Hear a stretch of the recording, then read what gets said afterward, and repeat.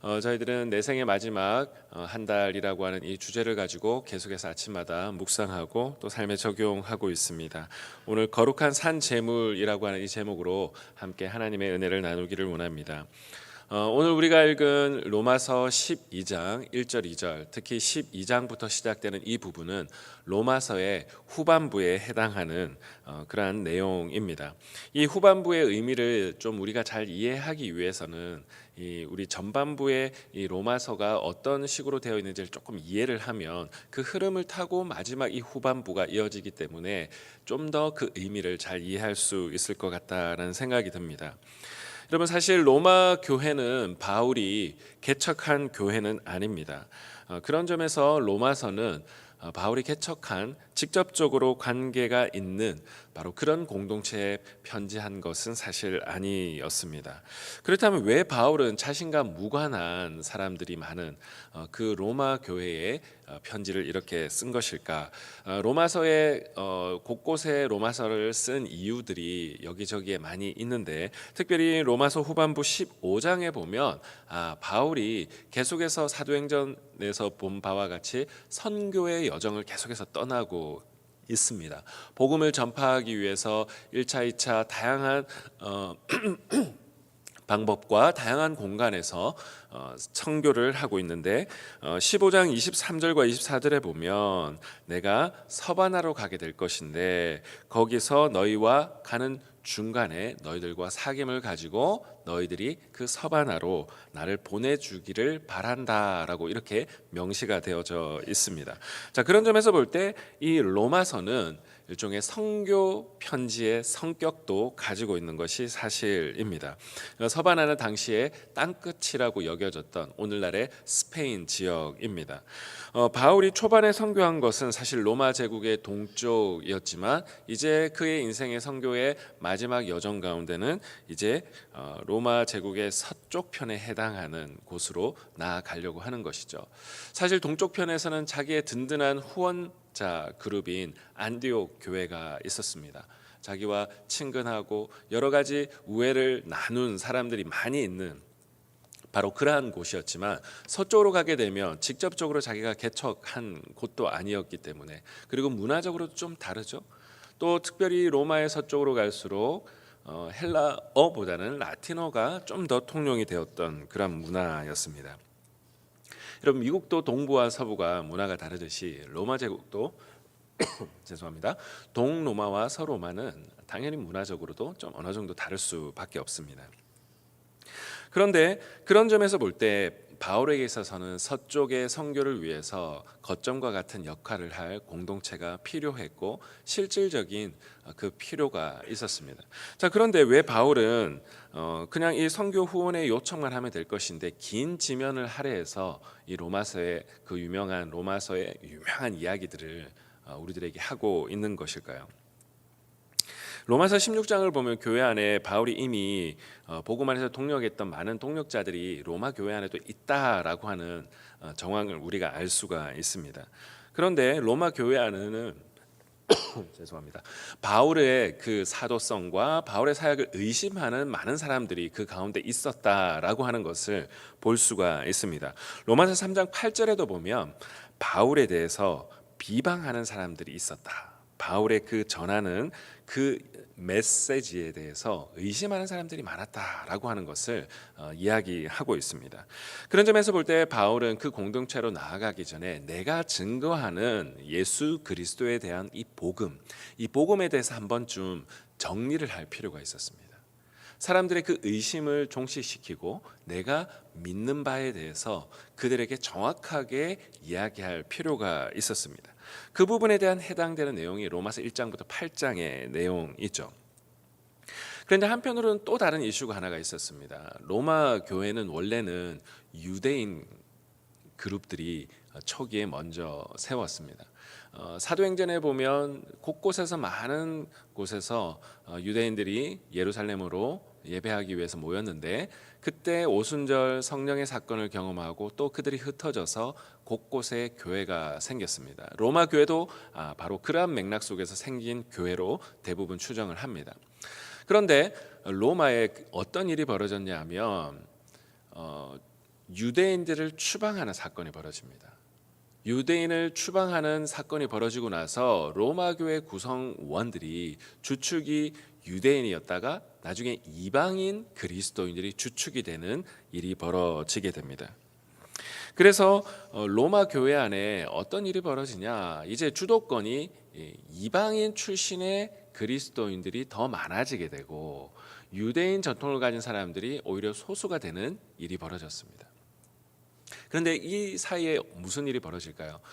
유대적인 전통을 가지지 않은 사람들의 이 그리스도인이 된 사람들 입장에서 볼 때는 유대인들의 오랫동안 지켜왔던 그 전통들을 잘 이해하지 못할 뿐더러 또한 그들이 살아왔던 삶의 간성이 있기 때문에 그냥 자기들이 살아가는 방식대로 그리스도인이 되었지만 살아가게 되는 것이죠. 그래서 로마서에 보면 그 14장이나 이런 곳에 보면 우상에게 드려진 제물을 먹는 문제, 이런 부분들이 등장하는 이유도 이방인으로서의 전통을 가진 그리스도인의 행동 양식과 유대인 전통을 가진 사람들의 행동 양식이 서로 다름에서 오는 이 충돌들이 이 로마 교회 안에 있구나라고 하는 것을 어느 정도 우리는 가늠해 볼 수가 있습니다. 그래서 이런 부분들이 로마 교회 안에 갈등이 있었는데 여러분, 어떤 질문들이 그들 가운데 생길까요? 도대체 이 유대인들과 이방인들 사이의 관계는 도대체 어떤 것인가 라고 하는 이 질문이 생길 수밖에 없는 것이죠. 그런 점에서 볼 때 로마서 9장부터 11장에는 이 이스라엘과 이방인들 간의 이 관계, 도대체 이 유대인들, 하나님께 불순종한 이 이스라엘 백성들은 하나님이 버리신 겁니까? 라고 하는 이 질문들이 소수인 유대인들에게도 있을 것이고 또한 이방인들에게도 이 유대인들에 대한 이 질문들이 동시에 있었을 것입니다. 그래서 로마 교회 안에 이 이스라엘과 이방인들 사이의 관계 설정, 신앙적으로 이것을 어떻게 바라봐야 될 것인가에 대한 이 질문이 분명하게 있었다라고 하는 것이죠. 그래서 로마서 11장 1절에 보면 이렇게 되어 있습니다. 그러므로 내가 말하노니 하나님이 자기 백성을 버리셨느냐라고 하는 이 질문에 바울이 답을 하고 있어요. 그럴 수 없느니라. 나도 이스라엘인이요 아브라함의 씨에서 난 자요 베냐민 지파라. 이렇게 이야기를 하고 있죠. 자, 그런데 우리가 여기서 모든 이 로마서 이야기를 다 할 수 없지만 이 결론의 부분에 바울은 무슨 이야기를 하냐? 11장에 하나님의 신비에 대한 이야기를 등장시키고 있습니다. 그러면서 로마서 11장 25절에 이렇게 이야기합니다. 형제들아, 너희가 스스로 지혜 있다 하면서 이 신비를 너희가 모르기를 내가 원하지 아니하노니 이 신비는 이방인의 충만한 수가 들어오기까지 이스라엘의 더러는 우둔하게 된 것이라. 유대인과 이방인과의 이 관계에 대한 다양한 이야기를 했지만 이 모든 부분들을 하나님의 섭리와 신비의 관점으로 이것을 바라보아야 한다라고 바울은 이 이야기를 마무리하고 있습니다. 이스라엘이 불순종했지만 하나님은 하나님의 방식대로 이방인을 그 과정 속에서 구원하시고 이스라엘이 그 과정 속에 식인하게 하시고 그것으로 이스라엘이 다시 하나님께로 돌아오게 하는 방식. 그런데 이것은 인간의 논리에 대한 것이 아니라 이런 과정을 하나님의 섭리와 통치와 그 신비의 과정으로 우리는 이해를 해야 된다라고 바울은 이야기하고 있습니다. 여러분, 그것에 대해서 논리적이고 이성적이고 분석적인 그 어떠한 것으로는 이것이 억셉트 될 수 없는 것이죠. 우리 하나님의 선하심을 믿고 우리 하나님의 신비를 우리가 믿을 때에 이것이 이해가 되어지고 받아들여지는 것이라고 바울은 이야기하고 있습니다. 그렇기 때문에 바울은 11장의 마지막 후반부에 오늘 우리가 읽은 12장 바로 직전에 어떤 내용을 등장시키냐?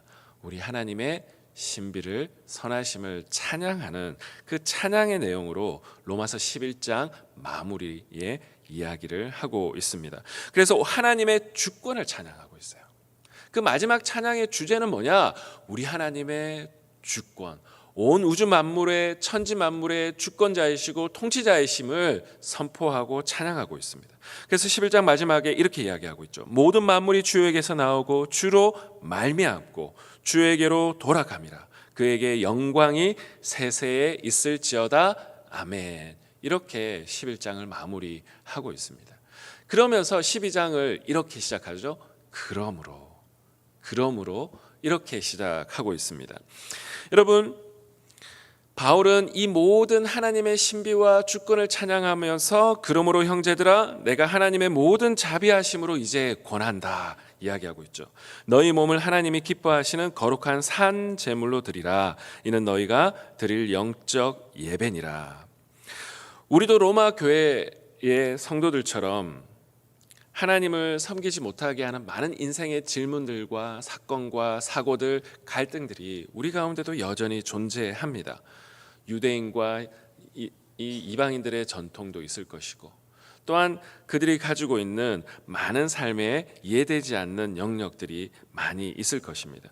그런데 우리가 하나님의 신비를 찬양할 수 있고, 우리 하나님이 온 우주 만물을 주관하시는 주권자이시라는 것을 우리가 믿고 경험할 때, 이것은 세상적인 논리가 아니라 신적인 논리가 우리 가운데 경험되어질 때에 그러므로라고 하는 이 단어를 우리는 선포할 수 있는 줄로 믿습니다. 그렇기 때문에 하나님의 신비를 찬양할 수 있는 사람은 우리의 인생의 신적인 논리가 형성이 되어지고, 그러므로 우리가 이렇게 살아가야 되는구나, 그러므로 내가 하나님 앞에서 이렇게 살아가는 것이 마땅하구나 라고 우리의 내면에 꽉 찬 고백이 우리 가운데 생기는 줄로 믿습니다. 이것은 단순히 바울이 도덕적이고 윤리적인 것을 요구하는 것이 아니라 우리 하나님의 신비를 찬양할 때에 우리 가운데 강한 하나님이 주시는 강력한 인생에 대한 살아갈 힘과 내적인 동기를 주시는 신적인 내적 동기, 신적인 합리, 신적인 그 논리가 우리 가운데 생기게 하는 바로 그러므로, 그 신적인 그러므로가 우리 가운데 생기는 것이죠. 여러분, 이 신적인 논리가 우리 가운데 있는 사람들은 어떻게 삶을 살아갈 수가 있습니까? 하나님의 섭리를 찬양하고 그분의 신실함을 믿는 자에게는 마음을 새롭게 해야 되겠다. 정말 마음을 새롭게 해야 되겠다. 왜 그렇습니까? 막 싸우고 갈등하고 세상의 염려와 걱정과 우리가 생각하는 그 복잡한 것을 내려놓고 우리 하나님의 선한 통치와 섭리를 믿는 자에게는 마음을 새롭게 할 수 있는 충분한 이유가 생기는 것이죠. 왜 바울은 담대하게 마음을 새롭게 하라고 요구하고 있습니까? 우리 하나님의 선하심을 믿기에 마음을 새롭게 하고, 그 하나님의 신적인 주도권을 인정할 때 영적인 질서가 생기고, 그 하나님의 주도권을 인정할 때 삶의 우선순위가 새롭게 생기게 되고, 마음이 리프레시가 되고 주도권을 주님께 올려드리게 될 때 우리의 삶은 이 세대를 본받지 않고 하나님을 본받고 하나님의 선하시고 기뻐하시고 온전하신 뜻이 무엇인지를 분별할 수 있는 내적인 동기가 생기는 것입니다. 여러분, 이것을 도덕적이고 윤리적으로 푸시한다고 결코 되는 것이 아닙니다. 여러분, 우리가 신앙생활을 그냥 단순히 성경에 쓰여져 있기 때문에 그냥 기계적으로 정말 수동적으로 꾸역꾸역 하는 인생이 아니라 이 신적인 논리, 하나님의 선하심을 믿는 자에게 찾아오는 그러므로의 신적인 논리가 있는 자들에게 마음을 새롭게 하고 이 세대를 본받지 않을 이유가 생기고 하나님의 뜻을 분별해야 되는 그 내적 동기가 생기는 줄로 믿습니다. 여러분, 내 생의 마지막 한 달이라고 하는 이 주제를 가지고 우리는 계속해서 나아가고 있는데, 여러분, 내 생의 마지막 한 달이 남았다면 우리는 정말 중요한 인생의 가치와 그리고 우리의 삶을 움직이게 하는 그 인생의 원리를 쫓아 우리는 살아가려고 하지 않겠습니까? 여러분, 우리에게 정말 가장 중요한 인생의 원리와 그리고 내적 동기와 그래도 삶은 살아갈 만하다라고 하는 그 내면의 추동하는 엔진과 같은 힘을 주는 것은 무엇일까요?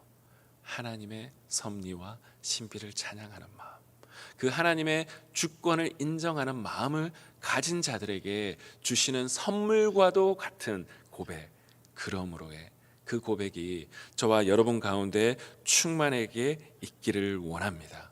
그럴 때 로마서 12장 이후부터 바울이 다양한 윤리적 요구를 하고 있어요. 이렇게 살아가야 된다, 저렇게 살아가야 된다. 그러나 바울은 단순한 도덕적인 요구를 푸시를 하는 것이 아니라 이 신적인 내적 동기를 가진 자들에게 권면이라고 표현하고 있죠. 그들에게 권면하는 바로 이야기가 될 줄로 믿습니다. 여러분, 우리가 성경에 있는 많은 하나님이 우리에게 말씀하시는 그 율법의 말씀과 또 어떻게 살아가야 되는 이야기들 우리는 보게 될 것인데, 산더미와 같이 하나님께서 물밀듯이 요구하시는 그 우리가 체크리스트로 클리어해야 될 많은 투두 리스트로 우리가 이것을 바라보는 인생이 아니라, 하나님이 부어주시는 충만한 하나님의 신비에 대한 찬양과 그 하나님에 대한 믿음의 충만함으로 그 신적인 논리와 신적인 내적 동기를 가진 그름으로의 이 고백을 가지고 하나님이 부르시는 그날까지 삶 속에서 우리를 파송하신 삶 속에서 산 제물로, 산 제사로 주님께 우리의 인생을 드리며 주님 앞에 부르시는 그날까지 한 걸음 한 걸음 나아가시는 저와 우리 모든 공동체, 우리 성도님 되시기를 주 예수 그리스도의 이름으로 축복합니다. 기도하겠습니다. 하나님 아버지, 우리들의 삶을 돌아볼 때 때로는 우리의 인생을 꾸역꾸역 살아갈 때도 많고, 또 우리에게 요구하는 많은 윤리적이고 도덕적이고 신앙적인 요구들이 우리를 찾아올 때에 때로는 번아웃 되어서 마음이 어려울 때도 있는 것이 사실입니다.